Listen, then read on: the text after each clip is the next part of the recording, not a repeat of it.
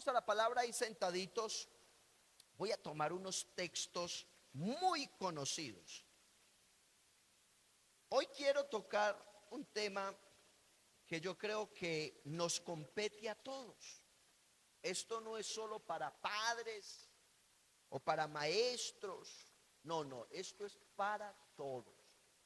Y yo sé que todos ustedes van a entender, con la ayuda del Señor y del Espíritu Santo, esta enseñanza que hoy queremos compartir con todos.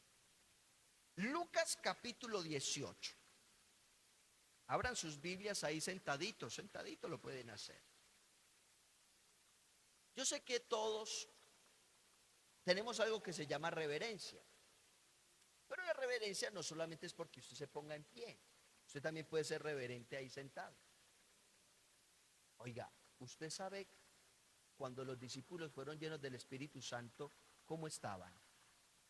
Sentados. ¿Cómo le parece?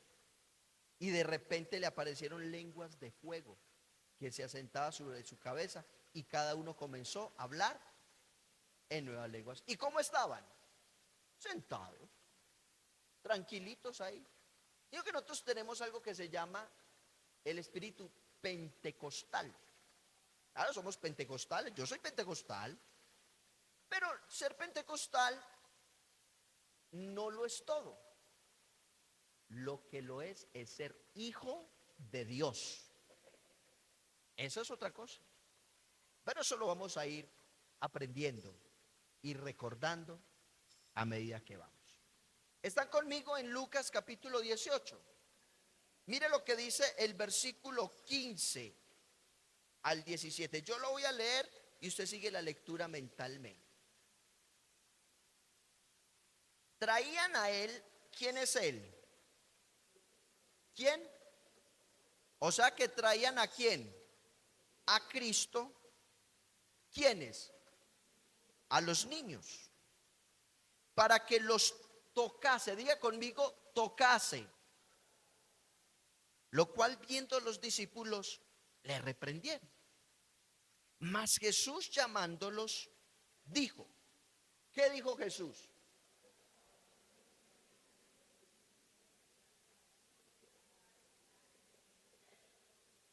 Es el reino de Dios. Y mira el verso 17 que es una clave.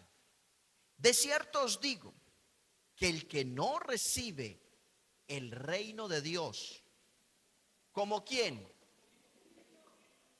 ¿Como quién? ¿Qué pasa? ¿Eso quién lo dijo? El Señor. Vamos entonces a hablar un tema que lo titulé: no impidamos la bendición a los niños. Mire el que está a su lado y dígale, no le impidas la bendición a los niños. Mírelo, mírelo a la cara y dígale, no le impidas la bendición a los niños. Ojo pues. Mirando pues esto tan especial, este texto que es uno de los pasajes, como lo diría William Barclay, uno de los pasajes que traen, digámoslo así, como un incidente, como una, entre comillas lo digo, una interrupción en el ministerio de Cristo. Aunque a Cristo nadie lo interrumpió, porque Cristo vino para servir, ¿cierto? Un buen servidor nunca se verá interrumpido. Así que cuando usted se acerque a su pastor, no diga, ay hermano, qué pena molestarlo. No, tranquilo, es que para mí no es una molestia, para mí es una bendición. Acérquese confiadamente, que no tengo ningún problema de oír, desde el más niño hasta el más anciano. No tengo problema. Y Cristo en su momento, un momento crucial, porque además usted tiene que contextualizar la escena. Cristo ya tenía su mente en ir ¿a dónde? A Jerusalén. En Jerusalén, él tenía un propósito. ¿Cuál era el propósito de llegar a Jerusalén? ¿Ser qué? A ver, pueblos del Instituto Bíblico. Ser crucificado. Él ya venía hablando varias veces de lo que él iba a padecer. Y ya le había dicho 2 veces a los discípulos de lo que él iba a padecer, de lo mucho que iba a sufrir. Entonces los discípulos tenían en cierta manera como un sinsabor, porque ellos sabían que su maestro, su Señor, iba a ser llevado a la cruz, iba a ser martirizado por los ancianos del pueblo. Eso lo tenían claro. Entonces vemos que su maestro estaba allí y cuando menos piensa, aparece un grupo de padres. Entre ellos habían hombres o mujeres, no les sabría decir, tal vez más mujeres, porque el hombre judío tenía su papel en la labranza o en el pastoreo, en su rol como hombre. Pero se dice que traían los niños para que los ¿qué? ¿Cómo dice la Biblia? Para que los tocase. ¿Cuántos han sido tocados por el Señor? Yo le pregunto a alguien que haya sentido un toque del maestro, ¿usted sí sabe qué es ser tocado por el maestro? Oiga, eso es una de las experiencias lindas, ser tocado por Cristo. Eso es algo especial. Pero también existe el otro toque, no el de Cristo hacia nosotros, de nosotros hacia Cristo, que es diferente. La mujer que sufría y que padecía un flujo de sangre, ¿qué fue el propósito de ella? Ella dijo, si él me tocara. No. Ella dijo, si tan solo yo tocare el borde de su manto, seré sana. Así que existe el toque del Señor hacia nosotros y de nosotros hacia el Señor. ¿Cuál quieres tú?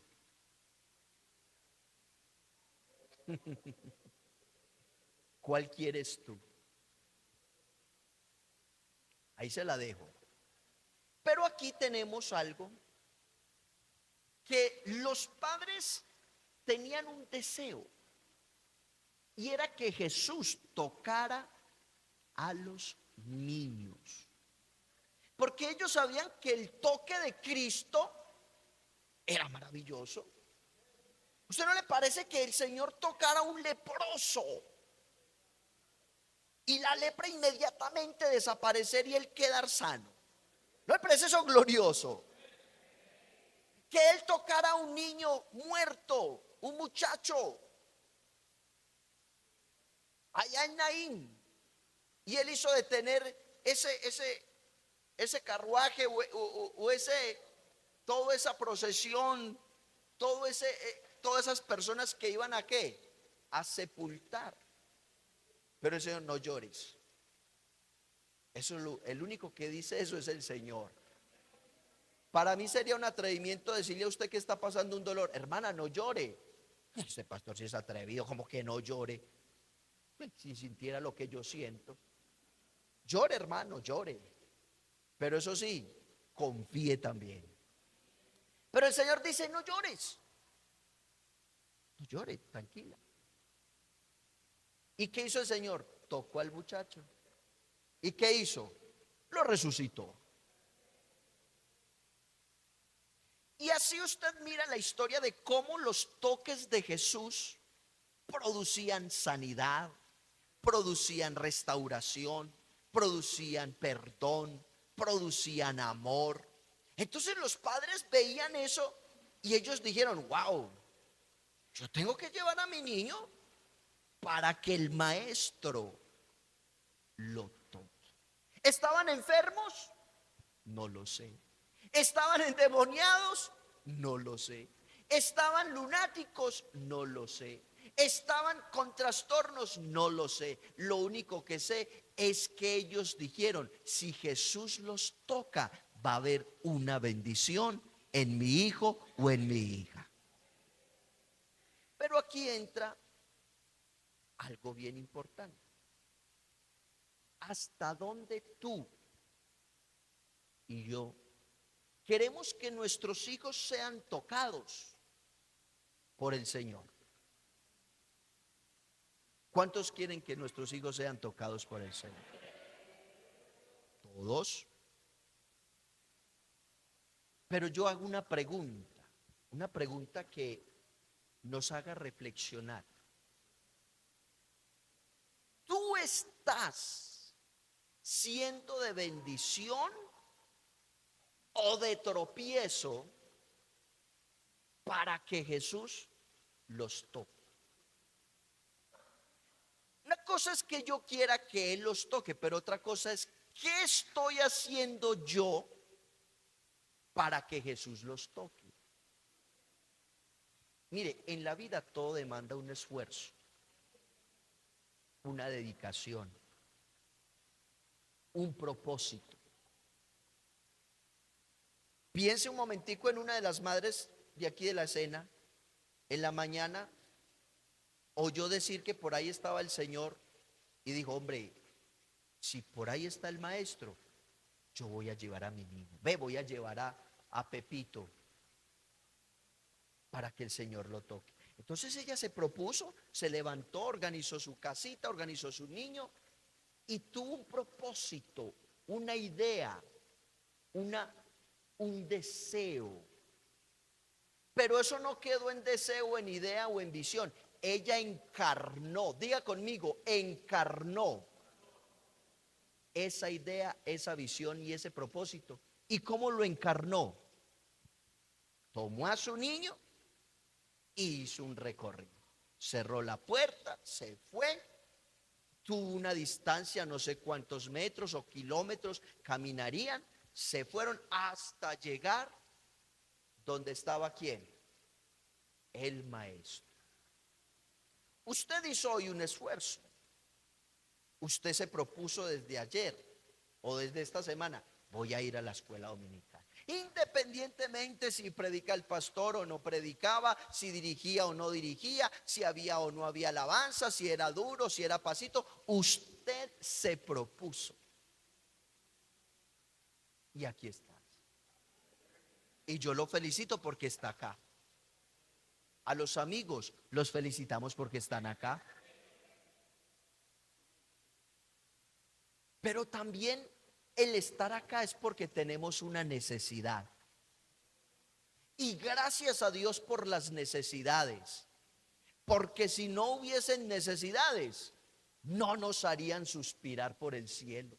No nos harían mover como nos movemos. Gracias a Dios por la enfermedad. Gracias a Dios por el problema. Gracias a Dios por esa tormenta que se pone densa y uno dice, uy, ¿qué voy a hacer? Ah, claro, yo sé qué hacer.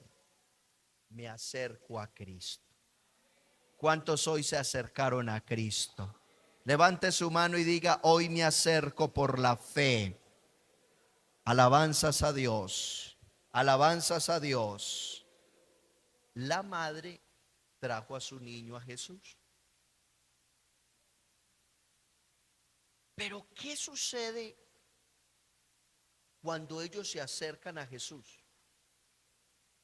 Los discípulos, ¿qué hicieron? ¿Ah? Vamos al texto. Mas los discípulos los reprendieron. ¿Cómo lo reprendieron?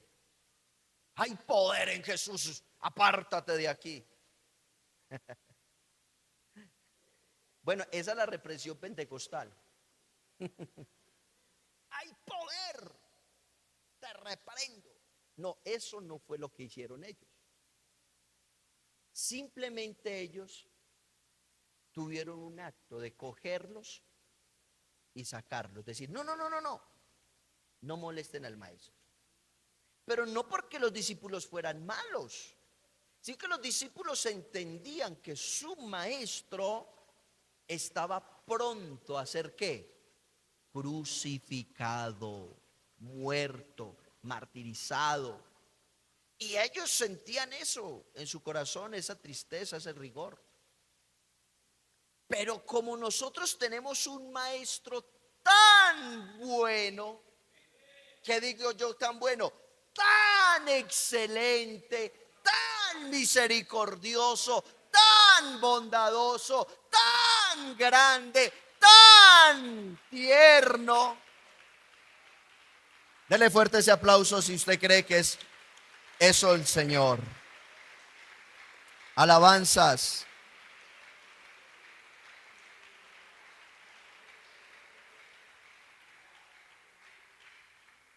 El Señor dijo, no, no, no, no, no. Un momentico. No me saquen a los niños, ni se lo impidan. Déjenlos que vengan. ¿Y qué hizo el Señor? Empezó a poner sus manos. ¿Qué habrá sentido el niño? Se escaramució. Empezó a danzar, a hablar en lenguas, a aplaudir. Bueno, esos actos son actos emocionales que todos nosotros tenemos. Y a propósito de esas emociones, ¿son malas, pastor? No. Todos somos diferentes. Y cada uno se comporta según su emoción. Hay quienes cantan duro o hablan en lenguas fuerte. Gloria a Dios. Otros lo hacemos ahí arrodilladitos, quieticos. Entonces el uno es más espiritual que el otro o el otro es menos espiritual. No, señor. Eso es de acuerdo a su carácter, a su emoción. Los niños se acercaron a Jesús. ¿Ve? ¿Y este quién es? Hasta de pronto ni sabrían quién era ese señor que estaba ahí. Pero sí sabía quién. Sus padres. Y el Señor los tocaba. Y no está por demás decir que si de pronto uno de esos creció y luego se volvió un tremendo evangelista, tal vez ahí entre esos niños más adelante estaba alguien por allá en el libro de los Hechos que hizo algo especial, o de esos que llevaron el evangelio a Antioquía, donde por primera vez se les llamó como cristianos. Usted no sabe la vida como es, pero el Señor sí. Y el Señor los tocó y les dijo, no impidan. Y entonces aquí viene el rol de nosotros como padres en la tarea de traer a los niños a Jesús. Si nosotros habláramos qué es un padre, muchas cosas pudiésemos decir, tanto secular como espiritual. Pero el padre no solamente es el padre que engendró, el que colocó allí esa semilla, ese esperma y fecundó un óvulo. No solamente ese es padre. Padre también es aquel que sin haber engendrado educa, provee, da, sin ser nada de él, pero él sí lo da todo. Y eso es interesante entenderlo y comprender. Por eso mire, amados hermanos, un padre es aquel que trata de una figura clave, es aquel que tiene una figura clave en el desarrollo de un niño.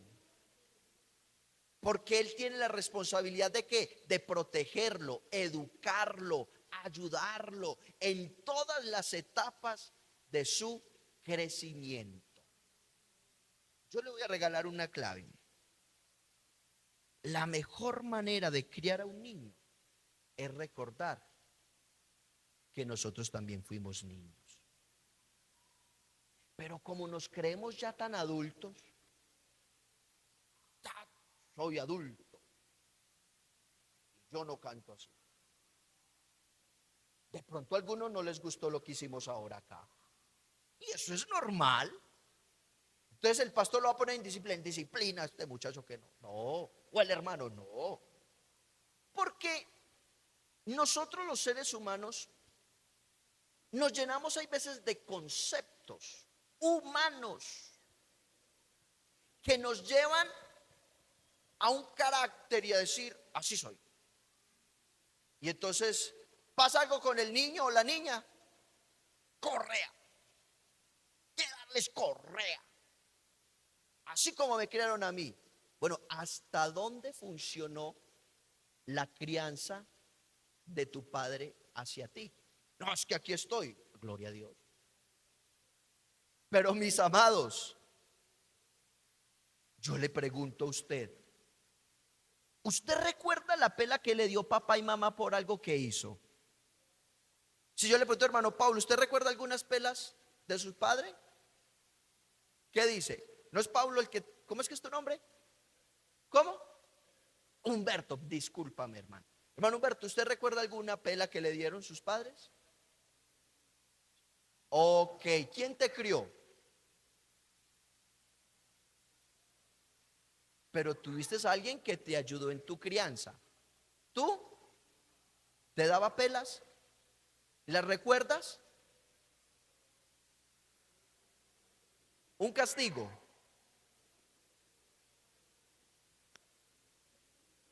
Y si yo hiciera el ejercicio de preguntarle a cada uno, ¿todos lo recuerdan? ¿O no? ¿Qué sirvió? Posiblemente. Pero quedó ¿qué? Marcado.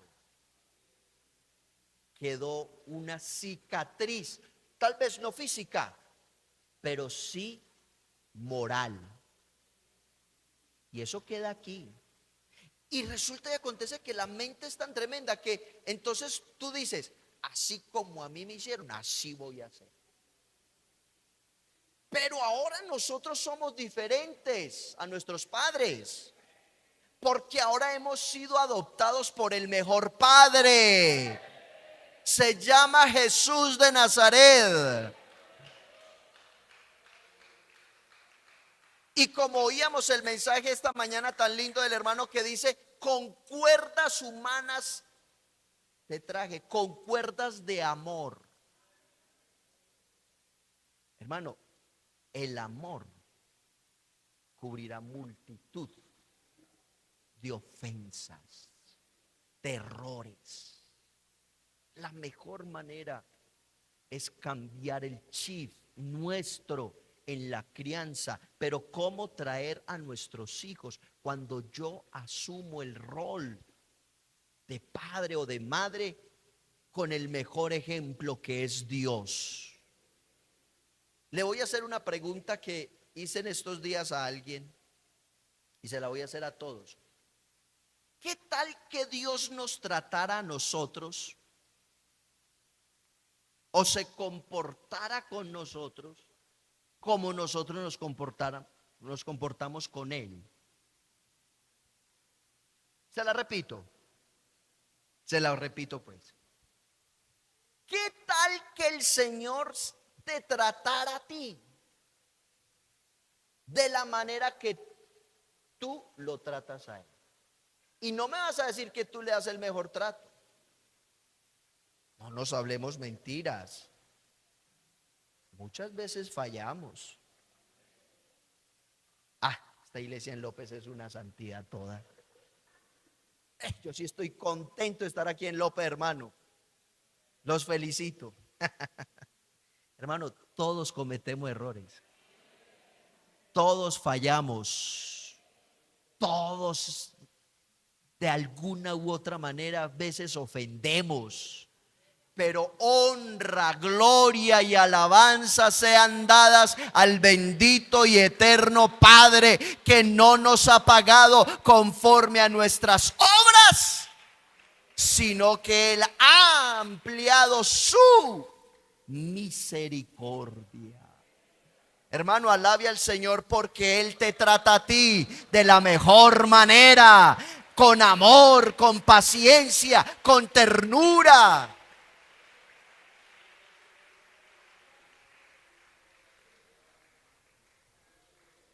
Él no te mira a ti y te dice, ¿esta qué? Esto sí es irreverente, perdóname. No, no, no. Dios nos mira a nosotros, ¿sabe a través de quién? De Cristo. ¿Cómo así que Dios nos mira a través de Cristo? Es que hay una dualidad.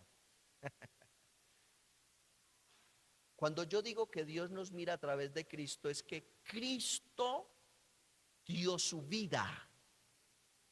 Y por eso cuando Dios nos mira a nosotros, nos mira a través de su sangre, que limpia, cubre, quita toda mancha y todo pecado. Hermano, la Biblia dice que Dios ve las cosas que son, que no son, como si fueran. ¿Usted sabe dónde nos está viendo Dios ahora? A ver los de la alabanza, pues. A ver qué tanto esos son. ¿A dónde nos ve Dios ahora? En lugares celestiales. Usted y yo nos vemos aquí con calor. Ay, ese ruido. Uy, es que eso tan duro. Esos muchachos, hombre, ¿por qué le ponen tan duro a eso? Y no, que perece. ¿Y cuándo va a cambiar el sonido? Pero Dios no nos ve así. Dios ahora nos está viendo en la gloria, cantándole, adorándole, exaltándole. Dios no nos ve con errores. Dios nos te ve a ti, a mí caído. Dios nos ve en gloria, glorificándole a Él. Ojalá que aprendamos a ver de esa manera a nuestros hijos. A la hora de tú criar a tu hijo, a tu hija, debes aprender a traerlo y no ser obstáculo. ¿Qué obstáculos podemos ser nosotros? Cuando tú le exiges a tu hijo más de lo que tú no puedes dar. Si tú le dices a tu niño, ven a culto, y tú vienes cada mes. Si tú le exiges a tu hijo, ora, y tú ni siquiera oras. Si tú le dices al niño, sea reverente, hombre, no le diga a un niño que sea reverente, enséñele reverencia. Pero ¿cómo? Sentado ahí las 5 horas o las 10 horas que predica el pastor Felipe en Alfonso López. No, no, yo no predico largo. Hermano, los niños son una esponja que absorben lo que papá y mamá les estén dando en casa. Por eso Pedro dijo que el juicio comienza ¿en dónde? En casa. ¿En dónde empieza la mejor enseñanza? En casa. ¿Usted quiere tener hijos gritones? Enséñele a gritar.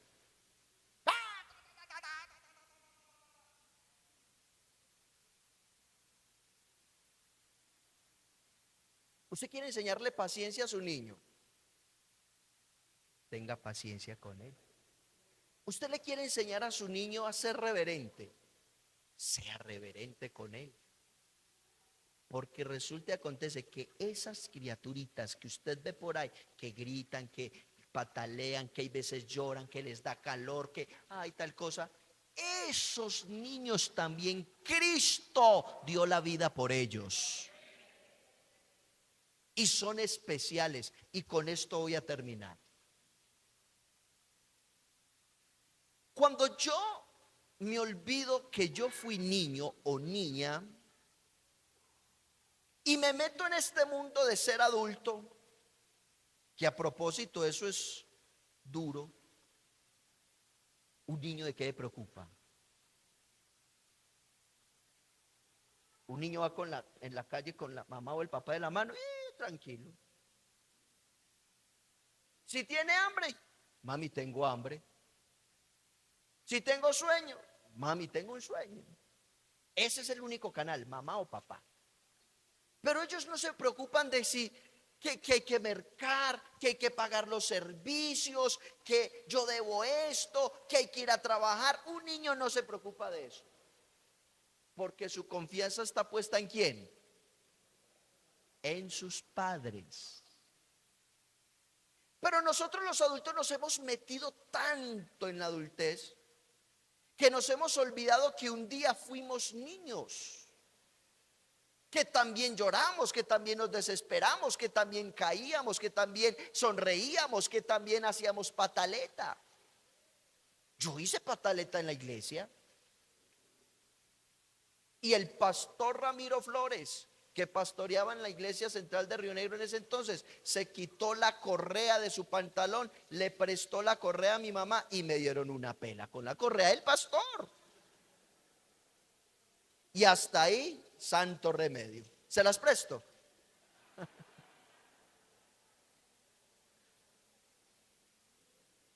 Yo me acuerdo perfectamente, yo tenía por ahí 7 añitos, más o menos.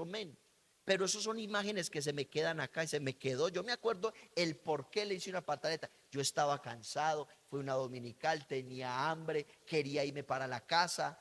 Mi mamá humildemente, con sus recursos pocos, me dio unas cuantas moneditas y me dijo, vaya a la esquina, a la tiendita y se compra cualquier cosita. Y yo estaba tan enojado que le pegué en la mano y le hice así, no, yo me quiero ir para la casa. Y mi mamá, con esa paciencia, pregúntele a mi suegra o a mi esposa si mi mamá no es paciente. Se quedó mirándome y le dijo al hermano Ramiro, porque ella necesitaba hablar con el pastor, como cualquier cristiano. O usted ahorita nos va a acercar a saludarme y a decirme alguna cosa.